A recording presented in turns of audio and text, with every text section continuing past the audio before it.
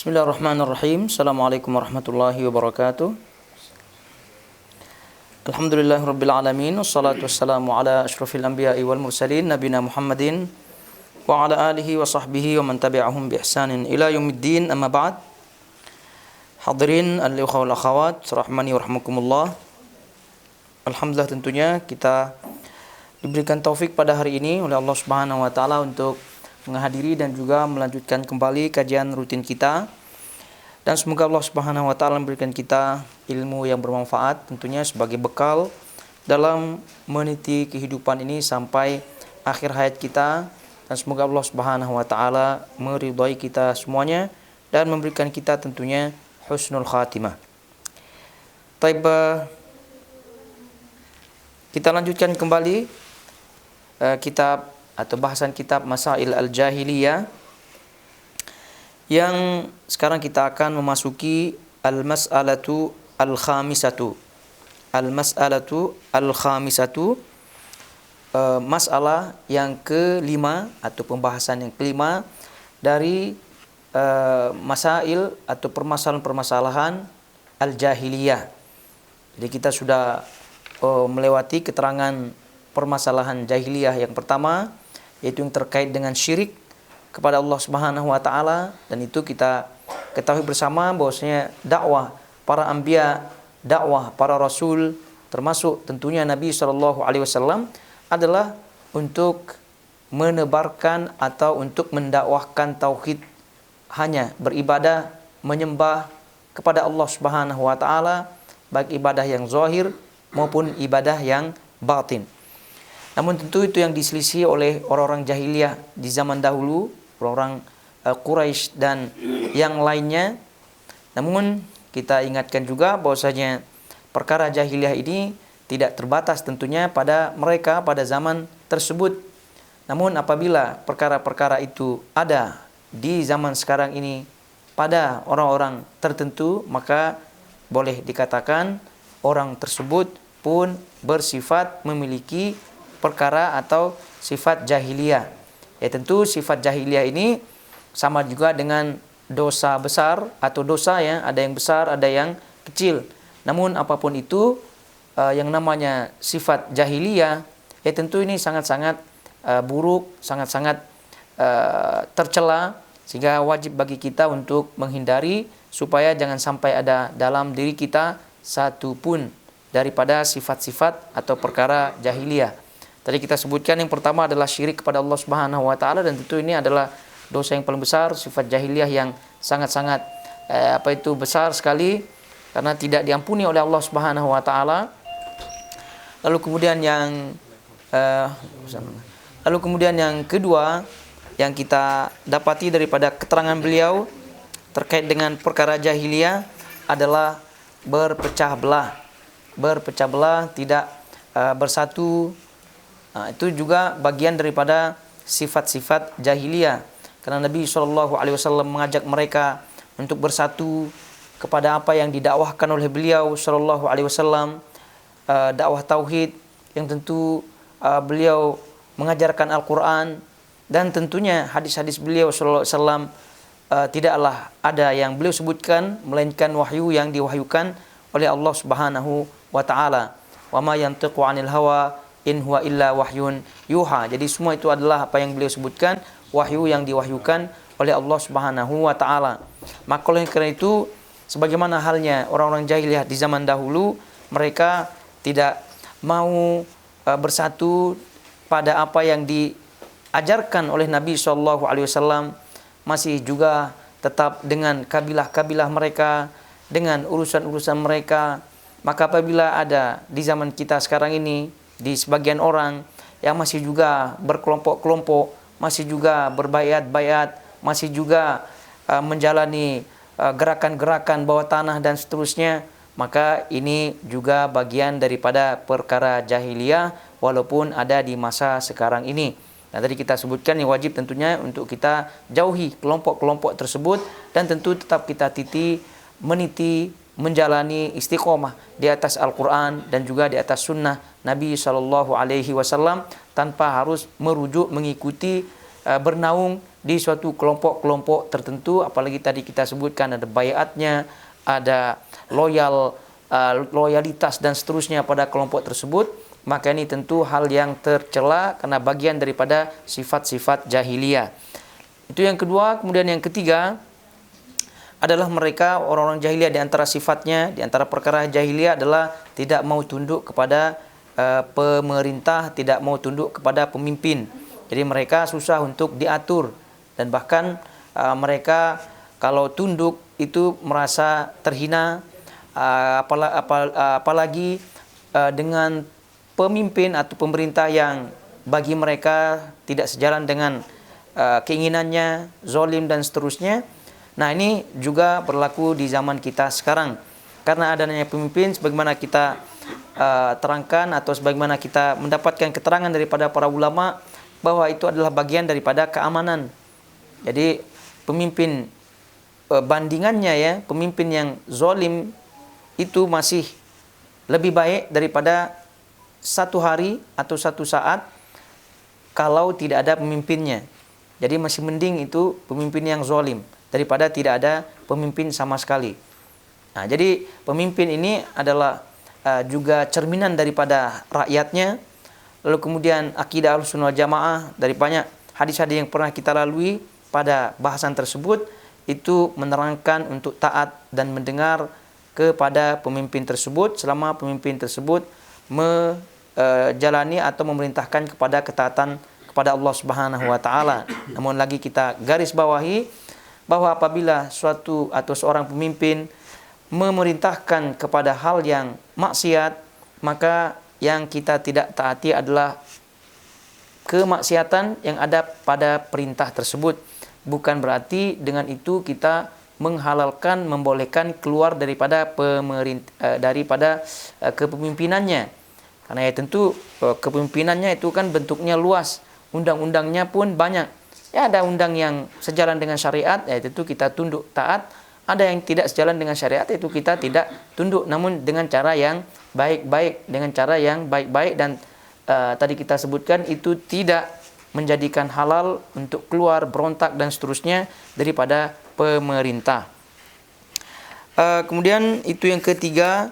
Kemudian yang keempat, yang terakhir pada pertemuan yang lalu adalah perkara jahiliyah atau sifat jahiliyah adalah taklid buta, yaitu mengikuti suatu pendapat tanpa mengetahui dalil-dalilnya, mengetahui sumber-sumbernya, mengetahui arah orang yang diikutinya, apakah arah yang diikutinya ini kepada Al-Quran dan Sunnah atau memiliki dalil daripada Al-Quran dan Sunnah atau tidak.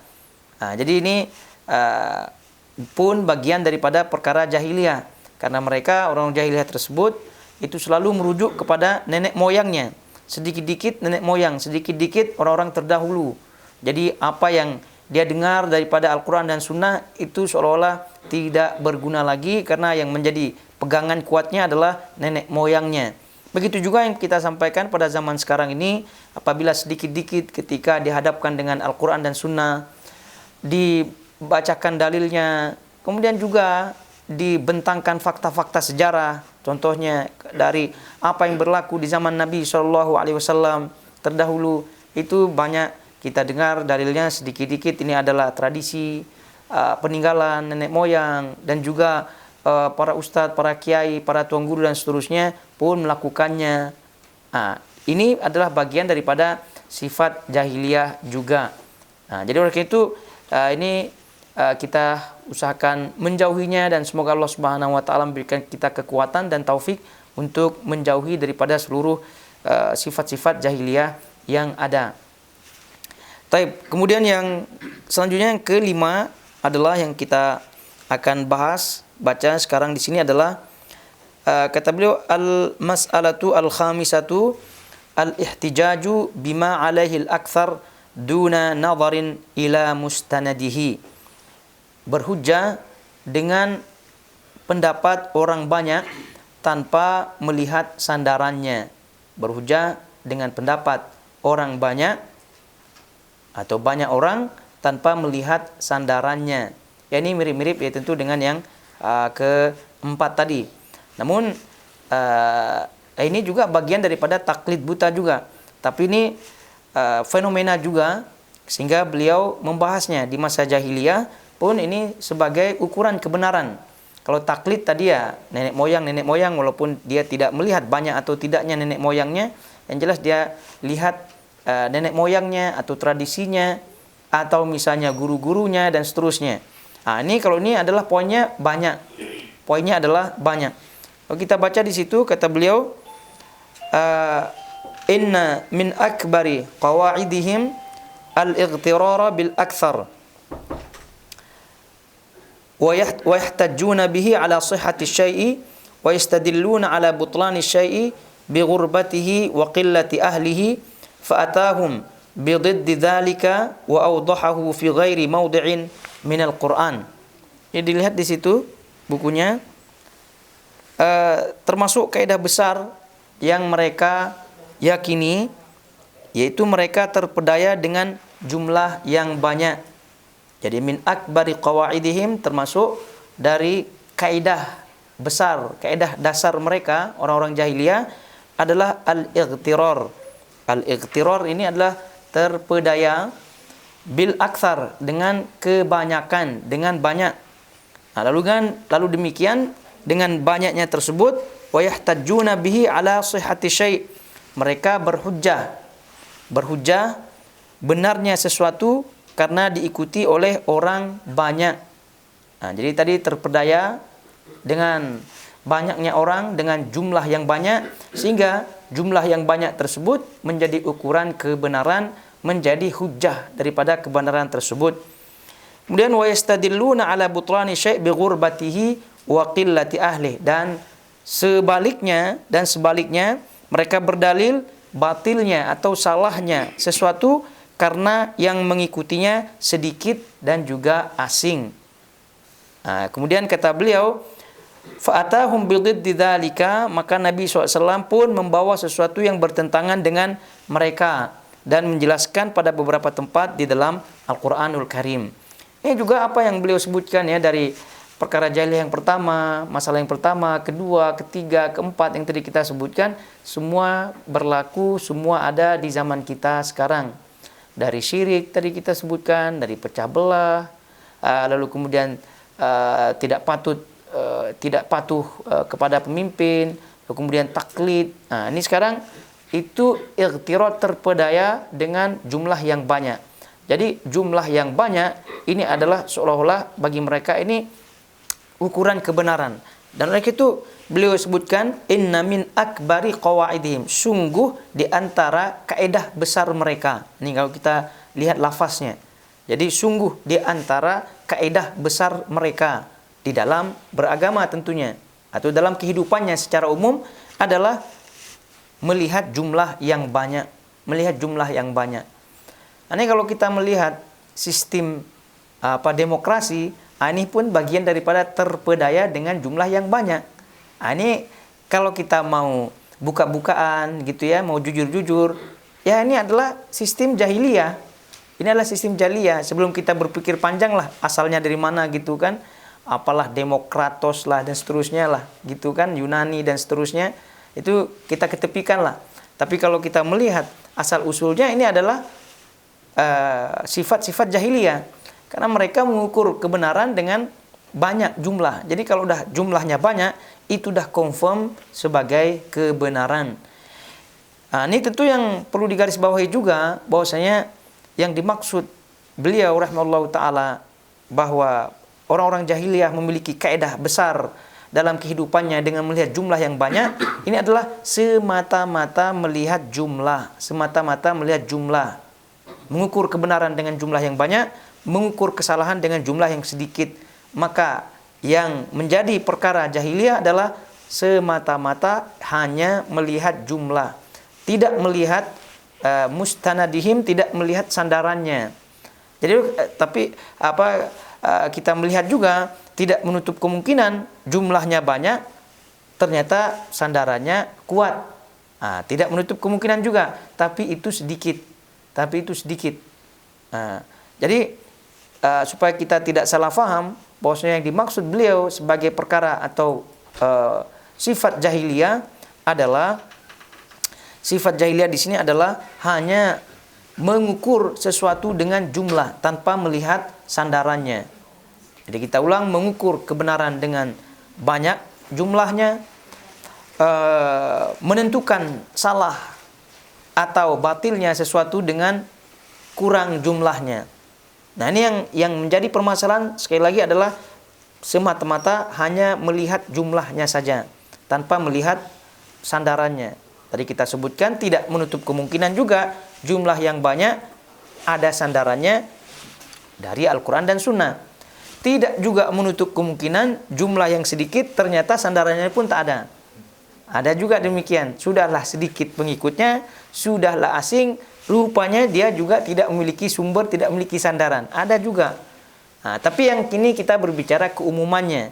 Kebanyakannya memang kalau kita melihat bahasa-bahasa yang dipakai di dalam Al-Quranul Karim, kebanyakannya Al-Quran ketika berbahasa aktsar ya, berbahasa aktsar yaitu menyebutkan tentang suatu hal yang banyak terkait dengan manusia tentunya, itu pada hal-hal yang negatif.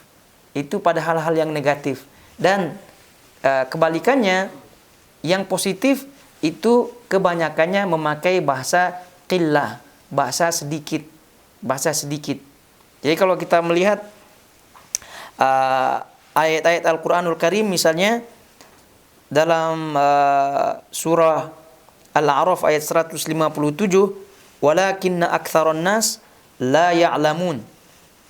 Tapi kebanyakan manusia tidak mengetahui. Mananya banyak yang jahil. Ini bahasanya aktsar. Tapi berarti ini negatif.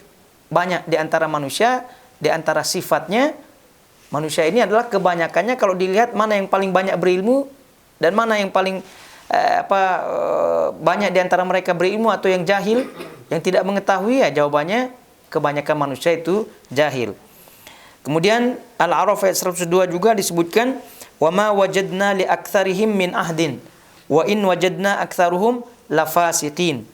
Kami tidak menemukan mereka atau kami menemukan kebanyakan mereka tidak menepati janji. Dan kami menemukan kebanyakan mereka lafasiqin adalah orang-orang yang fasik. Ini lagi kebanyakan. Ini negatif lagi. Dan ayat yang masyhur sekali, wa in tuti aktsara man fil ardi yudilluka an sabilillah. Jika kalian atau jika kamu mentaati mengikuti aktsara man fil ardi, yang atau orang yang paling banyak gitu ya di muka bumi, yudilluka an sabilillah, justru itu akan menyesatkan kamu dari jalan Allah Subhanahu wa taala. Diperhatikan lagi aktsar. Jadi itu justru malah akan menyesatkan kalian dari jalan Allah Subhanahu wa taala. Jadi dan banyak lagi kemudian kalau kita melihat bahasa Al-Qur'an yang sedikit. Tadi kalau yang banyak kebanyakannya itu mengarah kepada negatif. La ya'lamun, la yaqilun, tidak berpikir. Kemudian la yafhamun, kemudian di sini tadi aktsaruhum lafasikin, banyak mereka yang fasik. Tadi dah ditetapkan lagi jika kamu mengikuti orang banyak, maka justru itu akan menjauhkan atau menyesatkan kalian dari jalan Allah Subhanahu wa taala. Nah, kalau kita melihat yang sedikit ya, yang sedikit Allah Subhanahu wa taala kalau kita melihat dalam surah Saba ayat 13, dalam surah Saba ayat 13, wa qalilun min ibadiya asy-syakur, wa qalilun min ibadiya asy-syakur. Jadi wa qalil, dah kita paham dah, qalil lawan daripada katsir, dan sedikit sekali daripada hamba-hambaku yang bersyukur. Yang bersyukur. Berarti Al-Qur'anul Karim itu di dalam menggunakan lafaz aktsar yaitu banyak, itu mengarah ke yang negatif-negatif, yang positif itu sedikit. Maksudnya yang mengikuti yang baik-baik itu yang sedikit. Tadi disebutkan wa qalilun min ibadi atau min ibadiyas syakur, sedikit sekali dari hamba-hambaku yang bersyukur kepada Allah Subhanahu wa taala. Dan lain-lain daripada ayat-ayat yang menerangkan tentang makna yang senada. Jadi intinya bahwasanya poinnya hanya semata-mata melihat kebanyakan, melihat mengukur sesuatu dengan kebanyakan, ya tentu ini tidak menjadi ukuran. Jadi tadi kita sebutkan memilih suatu pemimpin dengan jumlah yang banyak, voting dan seterusnya, jumlah dengan cara demokrasi yang kita terapkan selama ini di negeri kita, itu boleh kita sebutkan dengan berat hati, itu adalah bagian daripada masalah jahiliyah, bagian daripada masalah jahiliyah. Ya, karena kita tahu bersamalah suara-suara itu kan suara yang satu dengan suara yang lain, kalau kita melihat hakikatnya itu mereka kan ada yang berilmu, ada yang tidak berilmu, tapi dengan sistem tersebut semua sama. Akhirnya jumlah mana yang banyak itu yang menang. Ini sekali lagi adalah bagian daripada sifat jahiliyah. Namun apa daya, kita tentu tidak bisa merubahnya begitu saja. Kita tidak ada daya dan kekuatan tentunya untuk merubah. Jadi oleh karena itu kita hanya mengetahui saja hakikatnya. Namun untuk melakukan action berontak sana, kemudian demo sana supaya ada khilafah dan seterusnya, ini keliru juga jalannya. Dan ini pernah kita sebutkan pada masalah yang keempat, agar kalau ada yang kita tidak sukai daripada pemimpin dan seterusnya, ya tentu semampu kita, tentu Allah Subhanahu wa taala tidak membagi satu jiwa melainkan apa yang dimampukan oleh jiwa tersebut. Taib.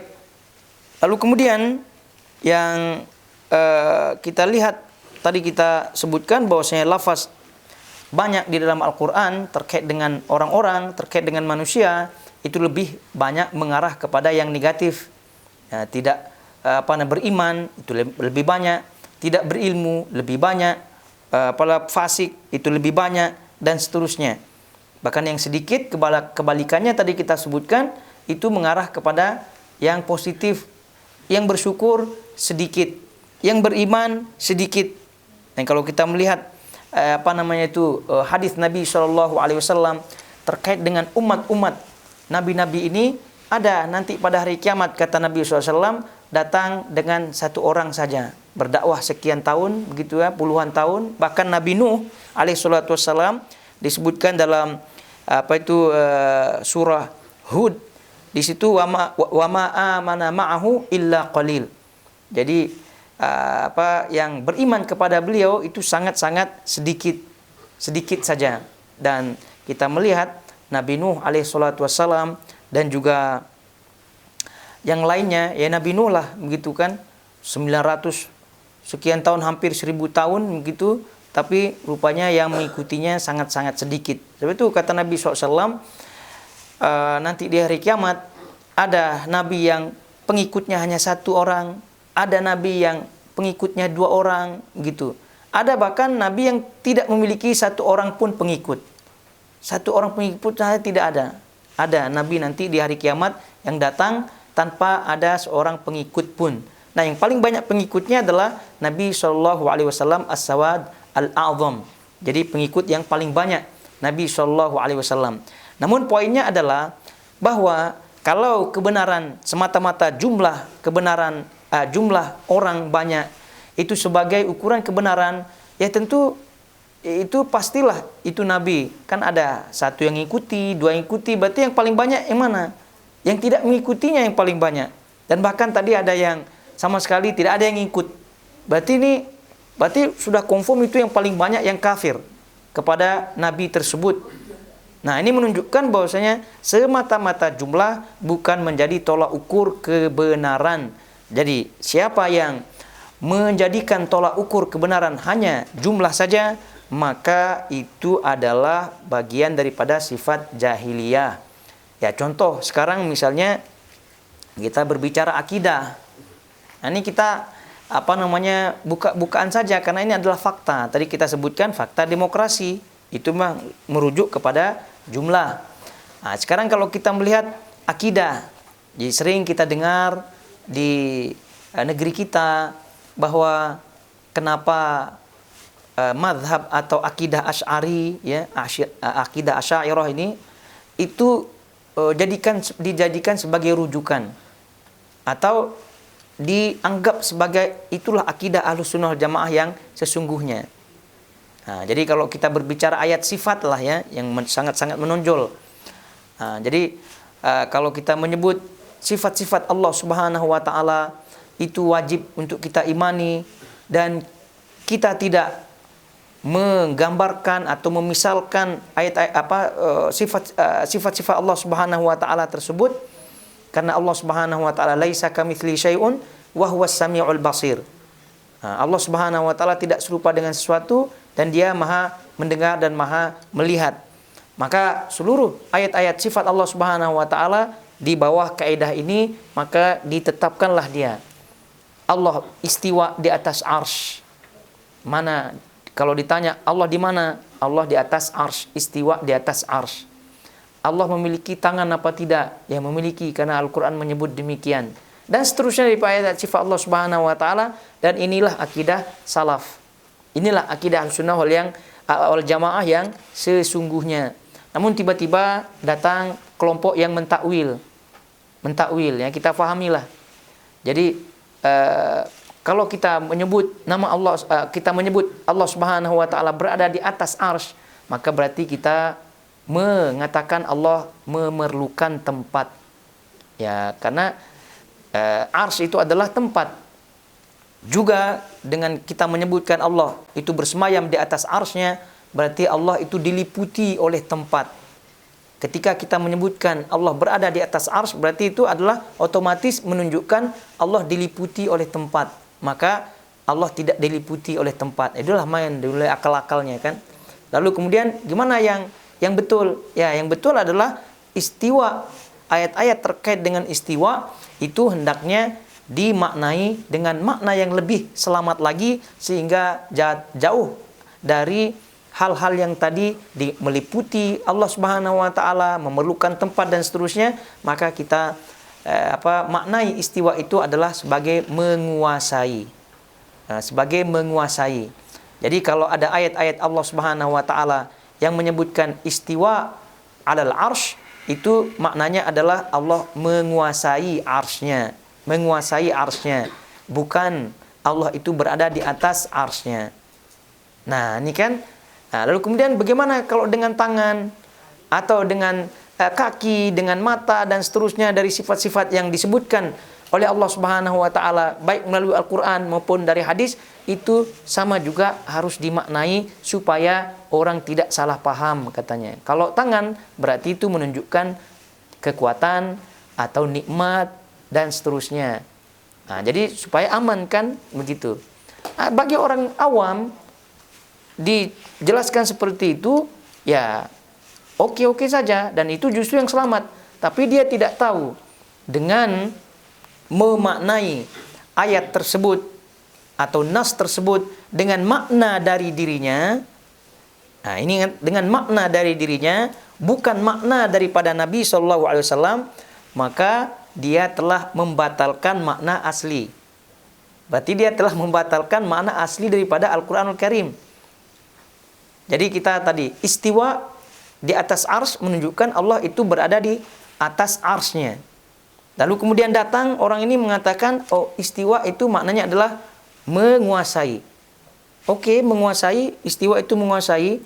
Tapi sekarang ayat ini kita kemanakan ayat ini. Nah, itu dia tidak pikir konsekuensinya. Jadi dia memaknai konon agar selamat, tapi rupanya jatuh kepada kesalahan yang sangat dahsyat sekali, yaitu membatalkan nas itu, membatalkan nas. Allah mengatakan memiliki tangan. Dia dulu dimaknai dengan kekuatan, dengan nikmat dan seterusnya. Nah, terus ayat ini tangannya ini kemana? Patahkah, hilangkah dan seterusnya. Nah, jadi oleh karena itu, karena tidak difahami dengan semestinya, lalu kemudian merujuk kepada pemahaman-pemahaman yang tadi kita sebutkan, orang-orang yang mentakwil. Jadi mulailah datang alasan-alasan. Inilah dia pemahaman Ahlussunnah wal Jamaah yang sebenarnya, yaitu ayat-ayat sifat Allah Subhanahu wa taala yang terkesan bertentangan dengan zat Allah Subhanahu wa taala, maka itu mesti ditakwil. Dan itulah mazhab Imam Asy'ari katanya. Mazhab Imam Asy'ari. Dan kalau kita lihat mazhab Imam Asy'ari, ini kan sudah mulai kepada dalil yang ini. Kalau tadi dah mulai dalil akal-akalan tadi kan. Dalil akal-akalan pun banyak orang yang tertipu, banyak orang yang mengikuti. Dalil akal. Lalu kemudian ditegaskan lagi penegasannya, dan itulah akidah Imam Asy'ari, yaitu Asy'ariyah, yang merupakan mazhab atau pengikut terbanyak saat ini katanya. Cek di Mesir, cek di Indonesia, cek di Malaysia, cek di mana begitu. Belahan bumi kaum muslimin, negara-negara Islam sekarang, itu pasti kita dapati yang paling banyak adalah akidah Asy'ariyah, akidah Asy'ari. Maka ini menegaskan bahwasanya apa yang tadi dijelaskan itulah yang benar. Itu dia punya, kira-kira demikian dia punya logika mereka. Logika mereka. Jadi ini yang harus kita fahami dari mempelajari masalah jahiliyah seperti ini. Dan padahal kita melihat faktanya, Imam Asy'ari itu kan, atau akidah Asy'ari itu muncul sekitar abad 4 Hijriah. 4 Hijriah, sekitar demikian. Dan mulailah dia muncul-muncul, naik turun lah begitu. Akhirnya kalau kita melihat memang benar, kalau banyak sekarang ini kaum muslimin yang terpengaruh dengan mazhab Asy'ari. Mazhab yang Asy'ari memang kita mengakui itu memang banyak, terutama misalnya di Indonesia, Malaysia dan seterusnya, Brunei, Singapura, dan bahkan di Mesir sana. Ya mungkin saja banyak yang terpengaruh dengan mazhab Asy'ari tersebut. Tapi kita lihat dulu sejarahnya, itu kan munculnya 4 Hijriah, dan itu pun tidak sebanyak yang sekarang. 4 Hijriah, oke lah, kita anggap Asy'ari ini sudah menjadi yang terbanyak lah pada masa itu. Tapi kita lihat abad ke-1 Hijriah, kita lihat ke-2 Hijriah, ke-3 Hijriah, itu gimana statusnya mereka itu? Statusnya mereka, karena belum muncul lagi, belum ada lagi Imam Abul Hasan Al-Asy'ari, tidak ada lagi, belum lahir. Jadi apakah boleh kita sebutkan sebelum itu tidak jelas akidahnya? Ataukah kalau berani sedikit keliru akidahnya, atau masih mencari-cari imam-imam itu, imam mazhab yang 4, Hanafi, Maliki, Hambali, Syafi'i, itu jauh sebelum Asy'ari ada. Jadi apakah imam-imam tersebut tidak memiliki pegangan akidah dalam ayat-ayat sifat dan seterusnya, sehingga perlulah muncul Imam Abul Hasan Al-Asy'ari yang memperkenalkan akidah Ahlussunnah wal Jamaah. Jadi memang akidah Ahlussunnah wal Jamaah sebelum Asy'ari belum diperkenalkan, kan demikian logikanya. Jadi oleh karena itu, balik kepada masalah banyak, maka ini lagi-lagi bukan menjadi ukuran. Oleh karena itu, kalau kita melihat athar, ucapan-ucapan ulama salaf terdahulu, dari mereka itu banyak sekali yang menegaskan bahwasanya al-jamaah itu adalah jama'atu an-nabi sallallahu alaihi wasallam, jama'atus salaf. Jama'atus salaf itu adalah ukurannya. Kalau kita mau merujuk kepada kebanyakan atau jumlah, maka kita rujuk kepada jumlah orang Islam yang pertama, generasi yang pertama. Kalau kita mau rujuk yang jumlah-jumlah, maka kita rujuklah kepada jamaahnya Nabi SAW, jamaahnya sahabat-sahabat Nabi SAW, dan seterusnya tabi'in dan tabi'in. Itu dia. Oleh karena itu, Ibnu Mas'ud radhiyallahu ta'ala anhu, yang sering kita dengar dari ucapan beliau, yang diriwayatkan oleh Imam Al-Lalaka'i dalam syarah usul i'tiqad ahli sunnah wal jamaah, beliau sebutkan al-jama'atu ma wafaqa al-haq walau kunta wahdak. Jamaah itu adalah ma wafaqal haq, yaitu apa yang sesuai dengan al-haq, kebenaran, yang sejalan, yang sesuai dengan kebenaran, walau kunta wahdak, walaupun kamu seorang diri. Ini kata Ibnu Mas'ud radhiyallahu taala anhu. Jadi terkait dengan jamaah, ini pernah kita bahas pada poin yang ke-3 dari masalah jahiliyah ya. Kita sebut hadis iftiraqul ummah, di situ bahwa Nabi SAW menyampaikan kabar Yahudi akan terpecah 71, Nasrani 72, umat beliau terpecah menjadi 73. Nah, yang satu saja yang masuk surga yaitu al-jamaah. Al-jamaah. Ma ana alaihi wa ashabi. Yang satu itu adalah al-jamaah, yaitu kata Nabi SAW, yang aku dan para sahabatku berada di atasnya. Oleh karena itu Ibnu Mas'ud memastikan jamaah itu adalah yang sejalan dengan kebenaran, yaitu kebenaran daripada Nabi SAW, kemudian sahabat-sahabat beliau SAW, walaupun di kampung kita seorang diri. Nah, karena kalau kita berbicara jamaah, istilahnya jamaah ini kan jamak ya, bentuk plural. Yang namanya jamaah kalau secara zohir itu yang paling tidak lebih daripada dua. Tapi kalau seorang diri ya tidak dikatakan jamaah, sama dengan sholat.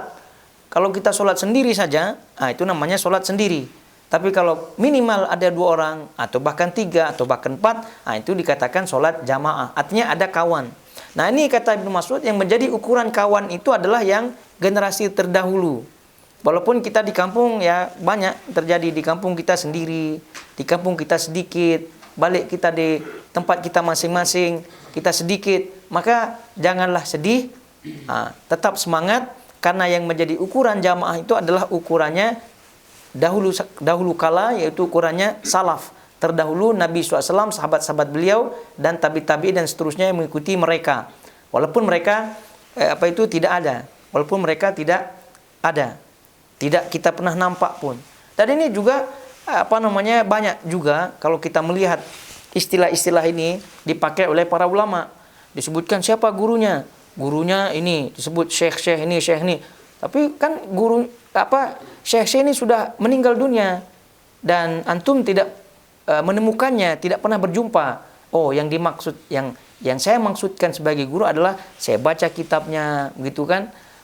Kemudian memahami apa yang dia maksud, kemudian ikuti petuah-petuahnya, begitu. Jadi ini pun banyak dipakai istilah demikian. Ini adalah guru saya, katanya. Rupanya dia tidak pernah bertemu, tapi rupanya kitabnya yang dia pakai, kitabnya yang dia jadikan rujukan. Dan itu juga yang dipakai istilah. Jadi kalau saya banyak kawan, katanya, dan kawan-kawannya adalah orang-orang yang jujur semuanya, gitu. Gimana maksudnya? Ya kitab-kitabnya ini dibaca, kitabnya, sejarah orang-orang di situ, karena memang itulah orang-orang yang jujur semuanya. Karena yang ada dalam kitab tersebut, sejarah-sejarah yang dibaca adalah orang yang sudah meninggal dunia semuanya. Ini balik bahwasanya al-jamaah itu adalah yang merujuk kepada kebenaran yang di masa dahulu kala. Oleh karena itu disebutkan oleh Imam Nu'aim ibn Hammad rahimahullahu taala, yang semakna juga dengan apa yang disebut oleh Ibnu Mas'ud tadi, yang diriwayatkan oleh Al-Baihaqi di situ. Kata beliau, innal jama'ata ma wafaqa ta'atallahi azza wajal.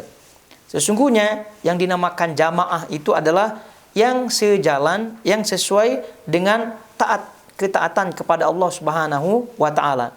Wa idza fasadat al-jama'atu, jika jamaah yang kamu lihat saat itu fasadat, rusak, jika jamaah yang pada saat itu rusak, fa'alaika bima kanat alaihil jama'atu qabla an tafsud, maka hendaklah kamu rujuk kepada jamaah yang sebelumnya tidak rusak.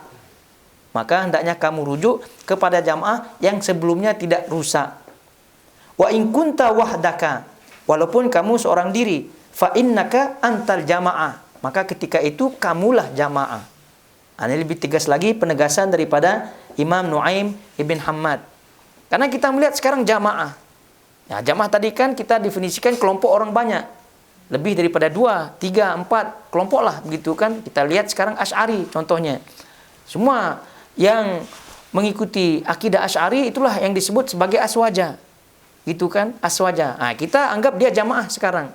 Tapi kata Imam Nu'aim bin Hammad, idza fasadat al-jamaah, tapi jika jamaah yang kita lihat saat itu atau sekarang ini rusak, maka kita rujuk kepada jamaah yang sebelumnya yang tidak rusak. Ya, jamaah sebelum yang tidak rusak apa? Ya, jamaah salaf terdahulu, itulah jamaah yang tidak rusak. Maka kata beliau, wa in kunta wahdak, walaupun kamu seorang diri, fa innaka antal jamaah, maka ketika itu kamulah sebagai jamaahnya. Kamu dikatakan sebagai jamaah walaupun sendiri. Kenapa? Karena merujuk kepada jamaah yang dahulu dan tidak mengikuti jamaah yang sekarang, karena jamaah yang sekarang rusak jamaahnya. Lalu gimana? Kita mau ikut ini Aswaja yang konon akidahnya Asy'ari ini, tapi rupanya rusak akidah Asy'ari ya kita jujur-jujur saja rusak akidahnya. Apakah itu yang kita ikuti? Ya tentu tidak.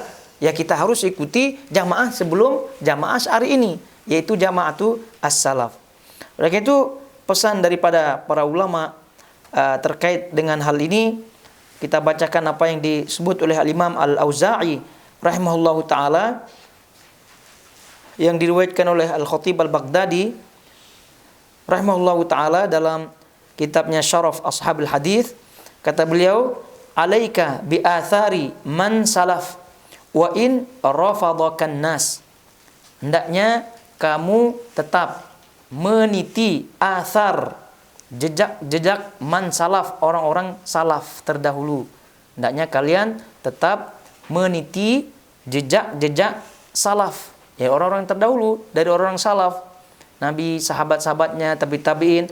Wa in rafadakan nas, walaupun manusia semuanya menolakmu. Ya, walaupun manusia menolakmu, orang-orang lain menolakmu. Wa iyyaka wa ara'ar rijal, dan hati-hatilah, jauhilah kamu dari ara'ar rijal, dari pemikiran-pemikiran orang-orang. Wa in zakhrafuhu bil qaul, walaupun pemikiran tersebut dihiasi dengan retorika yang indah. Fa innal amra yanjali wa anta ala tariqin mustaqim. Karena urusan itu yanjali sudah jelas. Maksudnya kebenaran itu adalah sudah jelas. Wa anta ala tariqin mustaqim, dan kamu tetap istiqomah di atas tariq al-mustaqim, di atas jalan yang lurus. Ini kata Al-Imam Al-Auza'i rahimahullahu ta'ala.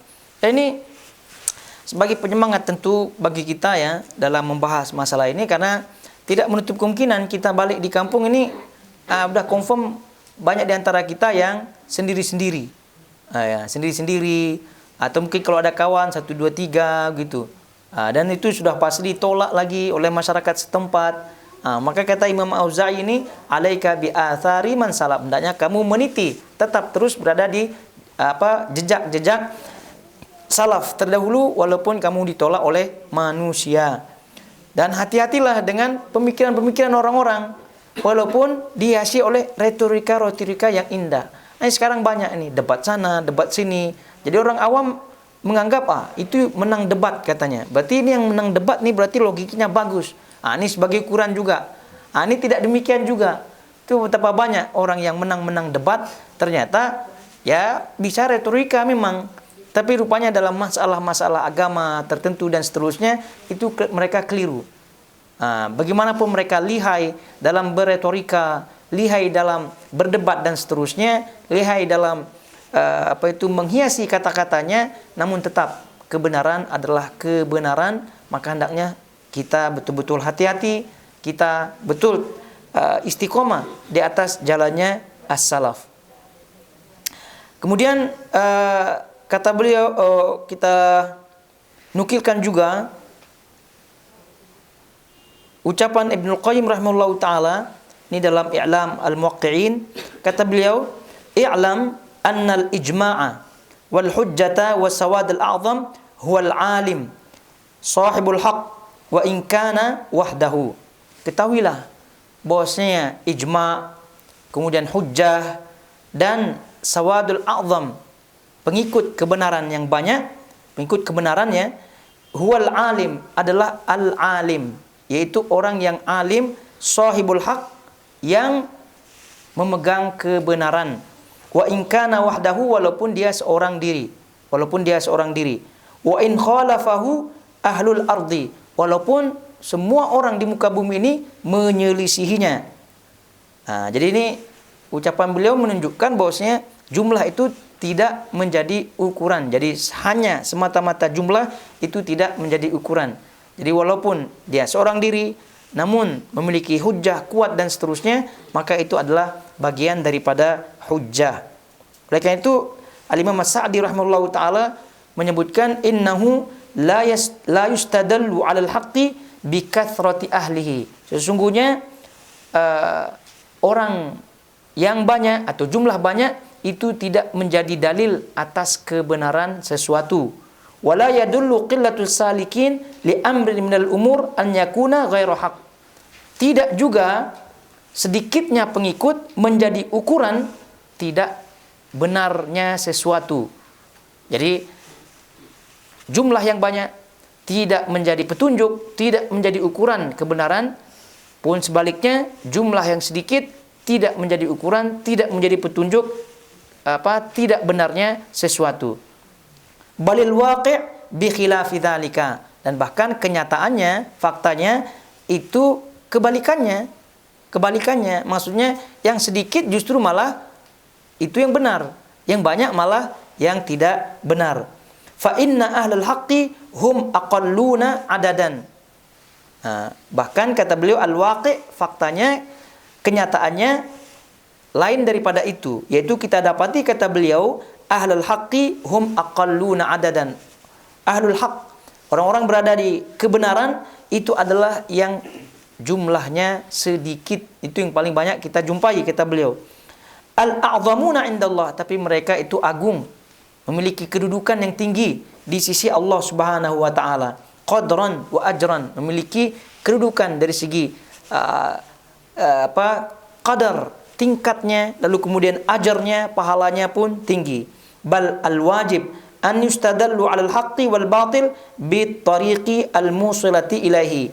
Yang wajib adalah mengukur suatu kebenaran dan kebatilan itu dengan jalan yang menyampaikan kepada jalan-jalan tersebut. Maknanya kita ukur kebenaran dari jalan yang benar, jalan yang menyampaikan kepada kebenaran, yaitu Alkitab dan Sunnah. Kalau sesuai dengan Alkitab dan Sunnah, dengan pemahaman salaful ummah, maka kita boleh sebut ini al-haq. Kebatilan pun demikian juga, kita ukur yang menyampaikan kepada kebatilan ini, ujung-ujungnya pun sampai kita lihat ternyata dalilnya dhaif, atau memakai hilah, akal-akalan saja, hanya memakai retorika saja. Maka ini pun kita gunakan sebagai petunjuk bahwasanya itu adalah batil. Jadi al-haq dan batil intinya itu dilihat dari sisi dalilnya, dari sisi sumbernya, apakah sesuai dengan Al-Quran dan Sunnah ataupun tidak. Kemudian banyak lagi athar atau ucapan-ucapan yang disampaikan oleh para ulama kita terkait dengan hal ini, sehingga kita sekali lagi tidak boleh terpedaya, kita tidak boleh tertipu. Maka sebab itulah kita punya prinsip akidah, kita punya prinsip manhaj, metode dalam beragama itu sangat-sangat penting sebagai pegangan, sebagai pijakan. Dimanapun kaki kita berpijak, di situ pegangan itu tetap kita pegang sehingga kita tidak goyang. Maka sifatnya at-talawun itu berwarna-warni seperti bunglon. Itu adalah sifat-sifat orang yang goyah, sifat-sifat orang yang tidak benar. Jadi dilihat balik ke mana atau pergi ke mana, oh ini orangnya banyak, ikut. Oh ini betul, ikut. Nanti balik Qatar lagi, ikut cara di sini. Nanti di balik kampung ikut. Itu namanya talawun. Jadi talawun, ini adalah sifat yang sangat-sangat tercela sekali, yang menunjukkan orang-orang seperti itu tidak memiliki prinsip. Jadi di antara yang menggoyahkan prinsip adalah jumlah yang banyak. Jadi sebab itulah pentingnya ilmu untuk kita miliki, ilmu untuk kita tuntut. Kita di sini ya, kita berbicara di Qatar, alhamdulillah pemerintah di sini sangat-sangat mendukung, dan ilmu sangat-sangat menunjang, atau kita banyak peluang untuk mengikuti ilmu, kemudian beramal juga, alhamdulillah banyak peluang kita untuk beramal dan seterusnya. Namun apabila kita balik di tempat masing-masing, lingkungan seperti yang kita rasakan di Qatar ini tidak semestinya kita dapatkan. Beramal kita lihat di masjid dan semuanya, semua amalannya mirip-mirip lah. Satu masjid se-Nusantara itu sampai Malaysia, Singapura itu mirip-mirip amalannya. Mirip-mirip amalannya. Jadi oleh karena itu, kalau kita tidak memiliki prinsip, ya boleh jadi kita ikut-ikut, ujung-ujungnya ikut. Hari pertama, kedua, ketiga, seminggu lah. Masih oke lah pertahanannya. Kokoh lah kuda-kudanya kan. Tapi rupanya ya betul juga lah begitu. Akhirnya terikut dan bahkan menjadi tokoh malah.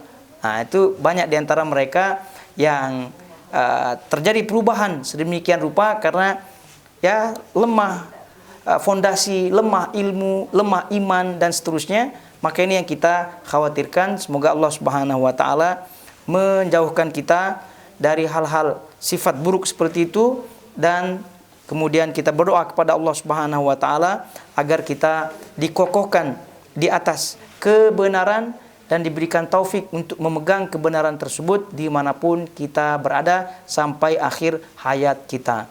Jadi ini dia permasalahan atau bahasan yang kelima, yaitu terkait bahwa orang-orang jahiliyah zaman dahulu itu mengukur kebenaran hanya semata dengan jumlah yang banyak. Nah, ini harus kita pegang, bahwa tadi kita sebutkan permasalahan demokrasi dan permasalahan yang paling banyak tadi kita sebutkan Asy'ari, itu banyak.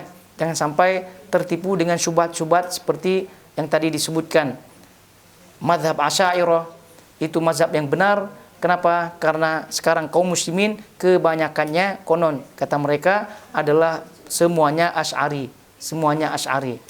Ini lagi-lagi kalaupun faktanya semua Asy'ari atau banyak Asy'ari, kalaupun kita banyak Asy'ari, namun tadi kita sudah jelaskan bahwa Asy'ari itu kita ketahui bersama itu muncul pada abad keempat Hijriah. Maka abad 1, abad 2, abad 3 kemana? Dari itu tadi kita bacakan pesan Imam Abu Nuaim Hamad, itu kita sebutkan apabila jamaah yang kita lihat pada waktu itu sudah rusak, maka kita harus merujuk kepada jamaah yang sebelumnya yang tidak rusak, yaitu jamaah as-salaf, dan pegang teguh di situ karena walaupun sendiri tetap dikatakan al-jamaah. Taib. Kemudian selanjutnya al-mas'alatu as-sadisatu, namun sepertinya kita pending saja ini, kita bahas pada pertemuan berikutnya karena ini juga sedikit ya terkait dengan at-taqlid juga, terkait dengan masalah yang keempat. Kemudian masalah yang kelima, itu terkait masalah keenam ini terkait dengan masalah yang keempat dan juga yang kelima. Namun ya kita pending saja sebagai murojaah tentunya pada pertemuan depan biidznillah taala, karena permasalahan seperti ini itu memang faktanya banyak terjadi di tempat kita. Taklid buta, kemudian merujuk kepada jumlah yang banyak, itu banyak sekali yang tertipu dengannya. Nah, jadi oleh karena itu mudah-mudahan dengan kita baca penjelasan-penjelasan seperti ini, kita semakin kuat tentunya dalam pijakan kita, kokoh ya dalam prinsip kita dimanapun kita berada. Karena umur ini tidaklah panjang begitu, lalu kemudian kita tidak ada prinsip dalam kehidupan ini, maka sungguh-sungguh kita adalah jiwa yang lemah sekali. Nah, jadi oleh karena itu jiwa yang kuat adalah jiwa yang bisa mampu memegang prinsipnya yang pernah kita sebutkan. Kita bayangkan orang-orang yang di luar sana, yang ekstremis yang dikatakan teroris itu siap mengebom sana, siap mengebom sini, bunuh sana, bunuh sini. Kenapa mereka sampai melakukan hal itu? Padahal itu kan tidak ada kemanusiaan di situ. Kemudian tidak masuk akal di situ. Seorang Islam sampai membunuh, ngebom sana. Tapi bagi dia, bagi yang pelakunya, itu adalah prinsipnya. Bagi dia adalah prinsipnya. Jadi prinsip kita prinsip, ini adalah akidahnya, gitu. Dipegangnya dia. Di side yang lain juga ahli-ahli maksiat itu. Kenapa dia rela-rela begitu kan? Rela-rela sampai pagi, gitu kan? Dari malam sampai pagi di diskotik. Apa namanya? Diskotik namanya itu. Diskotik atau bahasanya dugem. Ya di klub, ya gitu. Kan cara kita yang tidak pernah di dunia itu tidak masuk akal juga. Kenapa dia harus misalnya sampai malam gitu kan, minum-minum kan, namanya minum-minum keras kan menyakitkan. Kalau kita lihat ijma para dokter gitu kan, gitu sepakat muttafaq alaih gitu, bahwasanya minuman keras ini merusak kesehatan dan seterusnya. Dan juga begadang yang terlalu sering juga itu. Tapi ada juga yang ini terus kemudian gonta-ganti pasangan, berzina sana, berzina sini begitu kan. Kita tak masuk akal juga. Sebagaimana tak masuk akalnya kita yang ngebom sana, ngebom sini, kita pun tak masuk akal mereka orang-orang yang maksiat itu melakukannya. Tapi kalau kita tanya kenapa? Inilah prinsipnya begitu katanya. Prinsipnya demikian. Antum lihat di situ kan dua hal yang berbeda. Ini yang ekstrim kanan kalau kita boleh sebut, ada yang ekstrim kiri kalau kita boleh sebut. Dua-duanya memegang prinsip. Lalu kemudian kalau kita yang berada di atas prinsip salaf ini tidak bisa memegang prinsip, mau diapakan lagi? Itu lihat, itu yang ekstrim kanan kiri itu prinsipnya demikian, tak masuk akal. Pun tetap juga memegang prinsip. Maka sepatutnya kita yang berada di kebenaran, yang boleh biidznillah ta'ala kita pastikan, karena sudah jelas Al-Quran dan Sunnah yang kita pegang, yang kita jadikan sebagai metode dalam kehidupan beragama, maka sudah sepatutnya kita yang lebih kuat lagi memegang prinsip tersebut. Maka kita jangan pernah goyah, jangan pernah sedikit pun terlepas daripada pegangan-pegangan ini. Nah, banyak di antara kita dengan sedikit-dikit dengan kawan, ikut kawan, begitu kan? Dikit-dikit diajak sini, ikutlah, tidak apalah, sedikit sebentar saja, begitu. Akhirnya terprosok juga dengan hal-hal yang tadi dianggapnya sebagai hal yang merusak, akhirnya dia pun enjoy dengan kerusakan tersebut. Kenapa? Karena tidak memegang prinsip. Jadi karena itu kita sudah sepatutnya dan kita sangat-sangat wajar ya untuk memegang yang namanya prinsip itu. Sebab itulah Nabi SAW ketika melihat orang-orang Yahudi ya berpuasa Asyura gitu kan. Kenapa mereka berpuasa Asyura?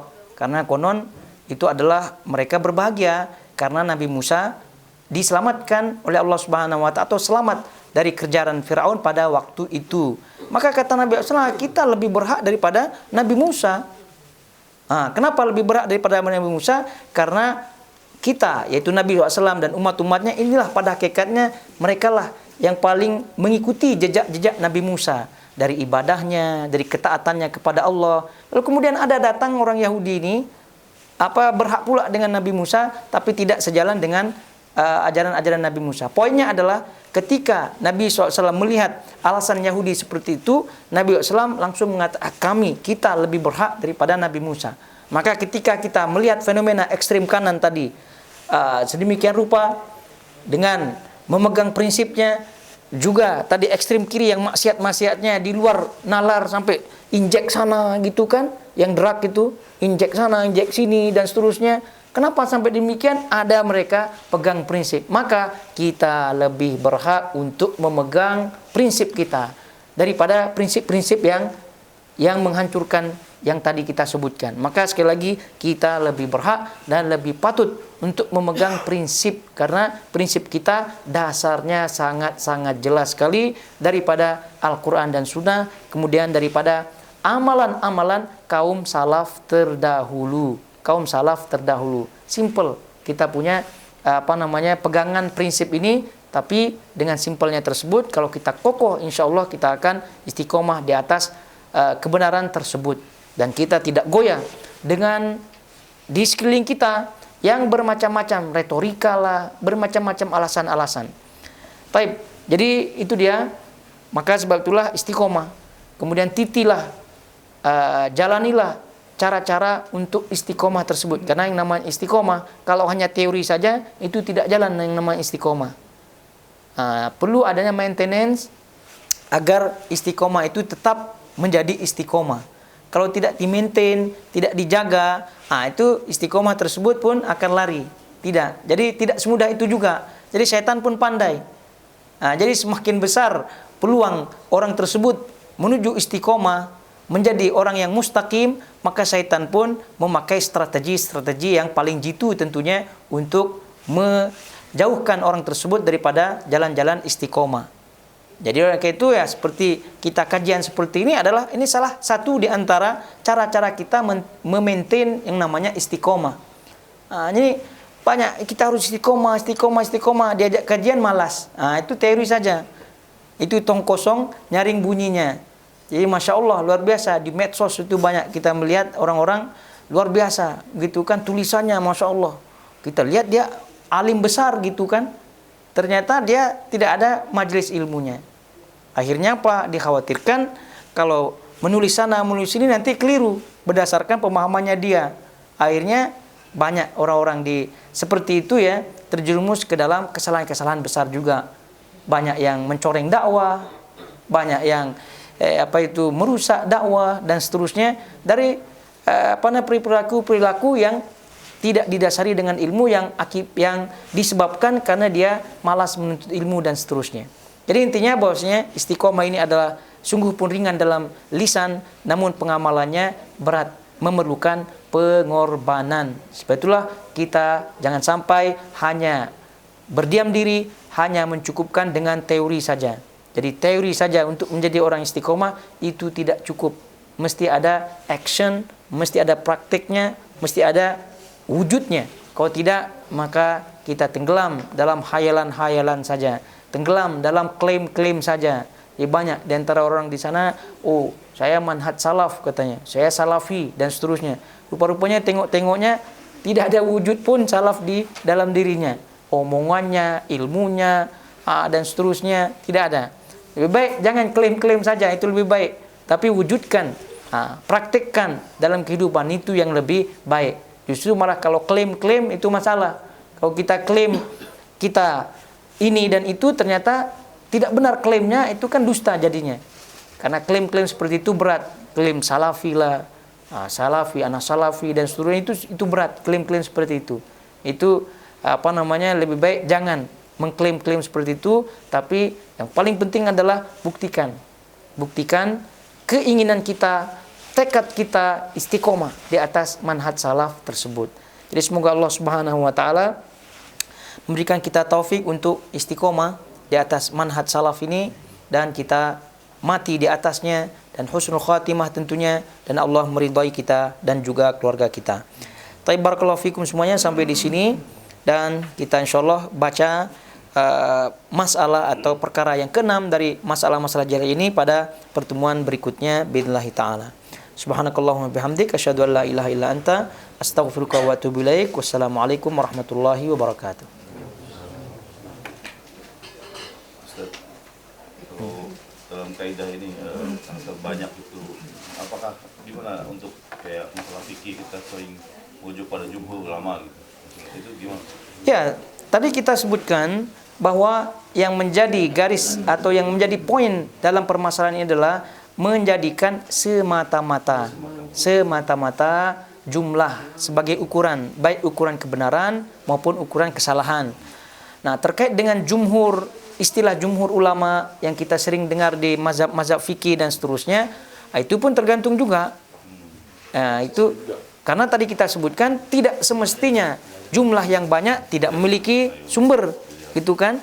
Dan kebalikannya, tidak semestinya yang sedikit itu yang selalu benar, tidak.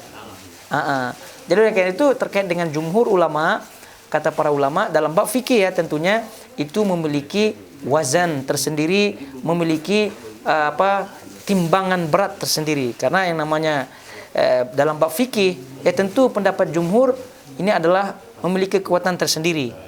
Karena tidaklah sesuatu dalam suatu permasalahan itu dipilih oleh banyak orang. Oleh banyak orang, ini kita berbicara fikihnya. Jadi oleh karena itu, apapun itu kita mesti mendengar penjelasannya. Oleh karena itu contoh misalnya yang pernah kita bahas ya, yang kita bahas terkait dengan ucapan talak 3 dalam satu majelis. Tapi di mana itu? Di Sgawa ya. Yang talak 3 Apa hukumnya seorang suami bilang karena emosi lah atau apa gitu, sudahlah, saya talak 3 kamu sekaligus katanya. Ya, padahal dia seharusnya, ulah saya talak kamu lah gitu kan, kita pisah sekarang, dah cukup lah kan, maka terhitung 1 itu kan. Tapi karena dia emosi, udah saya talak 3 lagi lah, langsung gitu, udahlah pergi kamu, saya talak 3 gitu. Nah ini para ulama berbeda pandangan. Gitu. Jumhur ulama, nih kalau kita kan, jumhur ulama mengatakan itu jatuh 3 talak. Maka dia bainunat al-kubra. Maka dia terpisah dan dia tidak boleh lagi rujuk menikah kecuali setelah si wanita ini menikah lalu kemudian ditalak lalu kemudian ada proses panjang.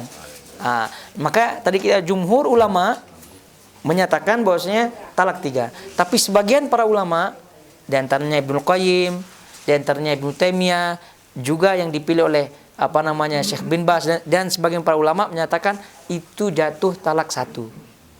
Itu jatuh talak 1. Nah, itu dia.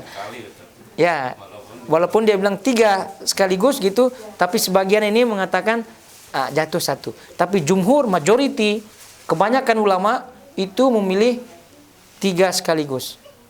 Nah, ini gimana? Apakah masuk dalam bahasan kita apa tidak ini? Ini tidak termasuk karena dia memiliki dasar-dasarnya. Jadi dasar-dasarnya bahwa ulasan-ulasan yang pernah kita ulas lah yang di panjang lebar Ibnu Qayyim dalam dalam membela pendapat tidak jatuh talak 3 ya, panjang lebar di Ighatsatul. Adapun jumhur ulama katanya itu adalah pendapat Umar bin Khattab pada masanya. Dan pada masa itu tidak ada seorang pun sahabat yang membantahnya.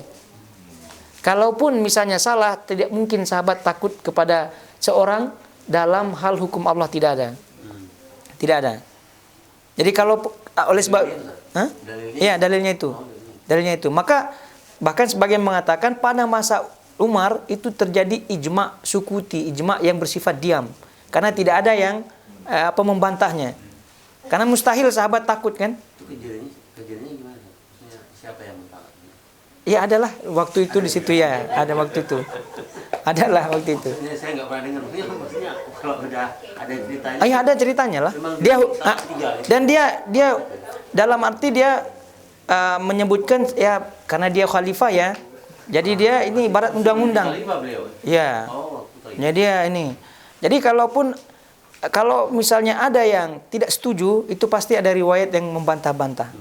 Nah, lalu kemudian ada riwayat setelah beliau meninggal dan seterusnya ada yang tidak setuju, maksudnya seperti Ibnu Abbas yang diriwayatkan oleh Ibnu Qayyim dalam Ighatsatul Lahfan itu kan, katanya Ibnu Abbas memilih pendapat sebelum pendapat Umar bin Khattab.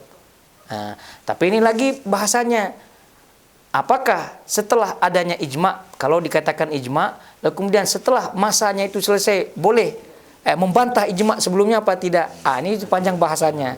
Tapi poinnya adalah, kalau bab fikih ini, itu tidak termasuk dalam ini. Tapi itu pun, kita harus jeli juga gitu kan. Jangan pula antum bilang nanti terpedaya oleh aswaja itu. Gimana? Kenapa merokok? Jumhur ulama mengatakan, gitu. Jangan salah gitu. Iya. Karena jumhur ulama mengatakan boleh merokok, tapi ya memang hukumnya makruh katanya. Itu kan untuk